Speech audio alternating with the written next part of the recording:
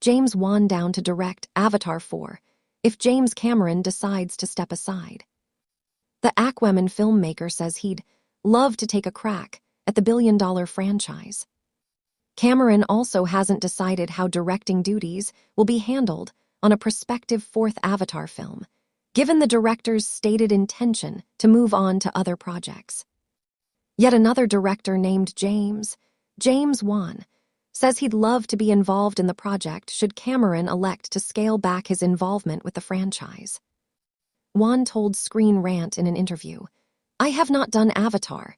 Yeah, if you could put a good one for me with James Cameron, I'd love to take a crack at that." Wan is best known as a hit horror director for his work on The Conjuring, Saw, and Insidious franchises, but he also became a member of the Billion Dollar Club by helming 2018's effects-filled Aquaman, which globally made $1.15 billion worldwide. He's also a prolific producer, with credits including M3GAN. Cameron previously told The Hollywood Reporter that if there's a fourth film, he'd likely still be the director, but would outsource more of his day-to-day duties to second-unit directors, something he already started to do when working on Fire and Ash. "I've learned how to expand the second-unit concept," Cameron said. "For example, most directors don't operate their own camera, so when I've done the performance capture, I operate every damn virtual camera on the first movie. On the second film, I started to lay off some of that to virtual second-unit director, Richard Bainham, and to other people. I can imagine laying off the entire thing when I've already set the stage for exactly how a scene plays out, and then I'll circle back around in editorial.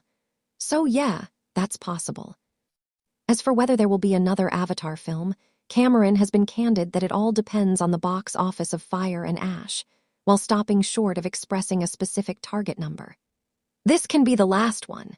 We may find that the release of Avatar 3 proves how diminished the cinematic experience is these days, or we may find it proves the case that it's as strong as it ever was, but only for certain types of films. It's a coin toss right now.